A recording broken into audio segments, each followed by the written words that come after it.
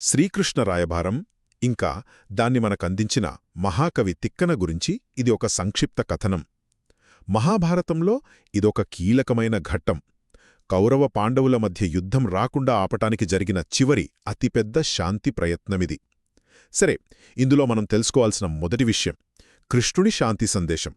ఆయన పాండవుల తరఫున కౌరవ సభకు రాయబారిగా వెళ్ళాడు. ఆయన ఉద్దేశం ఒక్కటే, యుద్ధాన్ని ఆపడం.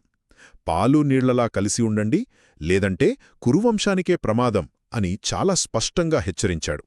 ఇక్కడే పాండవులను శాంతశూరులు అని కూడా వర్ణించాడు. అంటే వాళ్లు శాంతంగా ఉంటారు, కాని అవసరమైతే వాళ్ల శౌర్యాన్ని చూపించగలరని అర్థం. ఇక రెండవ విషయం, ఈ ఘట్టాన్ని మనకందించిన కవి తిక్కన. ఈయన నెల్లూరును పాలించిన మనుమసిద్ధిరాజు ఆస్థాన కవి. మహాభారతాన్ని తెలుగులోకి అనువదించారు. ఆయన రచన వల్లే ఆ సభలో ఉన్న ఉత్కంఠ, ఆ పాత్రల భావోద్వేగాలు మనకు ఈ రోజుకీ అనుభవంలోకి వస్తాయి. చివరిగా మూడో పాయింట్, సంధిబాధ్యత. కృష్ణుడు తన వాదనలన్నీ చెప్పాక చివరి మాటగా ఒక విషయం స్పష్టం చేశాడు.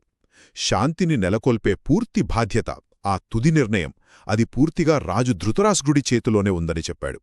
సో ఒక్క మాటలో చెప్పాలంటే కృష్ణుడి రాయబారం ఒక గొప్ప శాంతి ప్రయత్నమైతే, తిక్కన తన కవిత్వంతో ఆ కథను మనందరికీ చిరస్థాయిగా నిలిచిపోయేలా చేశారు.